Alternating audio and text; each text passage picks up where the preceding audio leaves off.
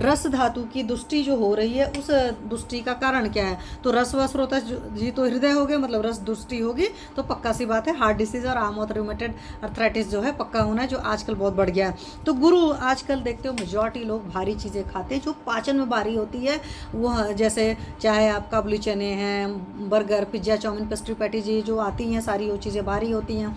आयुर्वेद शास्त्र जो लोग जानते हैं उनको अच्छी तरीके से पता है कि जितने भी दूध की बनी चीज़ें होती हैं वो भारी होती हैं, जितने इच्छू के विकार होते हैं, मतलब जितनी मिठाइयाँ होती हैं सारी भारी होती है, जितने जंक फूड आज की डेट में मेजॉरिटी आप खाते हो वो सारे भारी होते हैं। तो गुरु पदार्थ आपने सीधे सेवन कर दिया।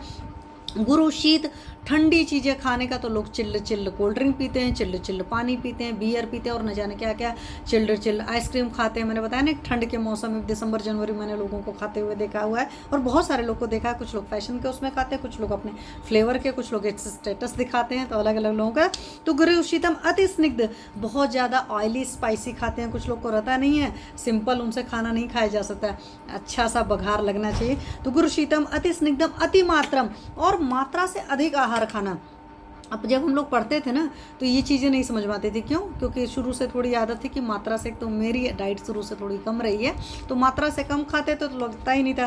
लेकिन आज की डेट में मैंने बहुत सारे लोग को देखा कि जब वो खाना खा लेते हैं तो काफ़ी बेल्चिंग वेल्चिंग आना शुरू होती है। तो मैं उनसे बोलती हूँ भाई आप अपना कम खाइए, तो उनको समझ में नहीं आता। तो अगर खाना खाने के बाद आपका पेट बहुत भारी भारी है, बहुत नींद लग रही है, बहुत थकावट लग रही है, तो पक्का सी बात है कि जो आप खाना खा रहे हो उससे थोड़ा सा कम खाइए, क्योंकि आपकी पाचन क्षमता के हिसाब से वो खाना ज़्यादा है। तो गुरु शीतम अति स्निग्धम अति मात्रम मैंने बता दिया। संस्नात, अभी आपने खाना खाया है और पिछला खाना आपका पचा नहीं, तब से आपने दोबारा खा लिया, तो ये भी जो है रसव स्रोतस की दुष्टि का कारण है। और बहुत सारे लोग यहाँ पर कौन से आते हैं जिन लोग की आदत नहीं रहती बार बार मुंह चलाने की, तो जिन लोग को भी मुंह चलाने की, खुशबू अनुरागी जी नमस्ते, तो उन सबके साथ में ये तकलीफ, उनको रसस विकार बहुत ज़्यादा होते हैं।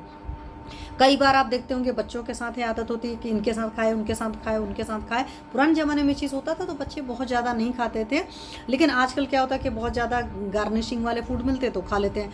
कई बार बुजुर्गों की बहुत अच्छी आदत होती है, वो भी बार बार अपना मुँह चलाते रहते हैं।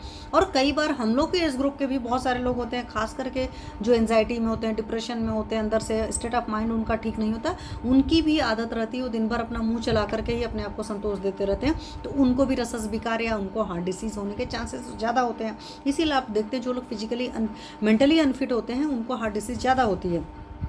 रसवाहिनी दुष्यंती चिंतनाम अति चिंतन करते हैं, आप ओवर थिंक कर रहे हैं, बहुत ज़्यादा सोचने की आदत है, किसी भी चीज़ का कहते हैं बाल की खाल निकालने की आदत है, हर चीज़ में इतना सोचेंगे कि जिसको कहते नहीं, कुछ लोग बोलेंगे भाई दिमाग तो फट जाएगा, वो इतना खुद अंदर सोचते हैं या उनके अंदर इतना चलता रहता है, या शिवानी जी बोलती नहीं है कि जो अंदर चला रहा है उसको ध्यान देने की ज़रूरत है। तो अगर आप इस तरह की चीज़ें करते हैं तो पक्का सी बात है रसज विकार होने की बहुत बड़ी वजह है। और मॉडर्न पर्सपेक्टिव से अगर आप समझना चाहते हैं तो आप ये समझ लीजिए कि हार्ट डिसीज़ होने के बहुत बड़े चांसेस हैं, और यही वजह है कि आज की डेट में मेजॉरिटी लोग को हार्ट डिसीज़ हो रही है, क्योंकि इसी तरह का खान पान लोगों का बना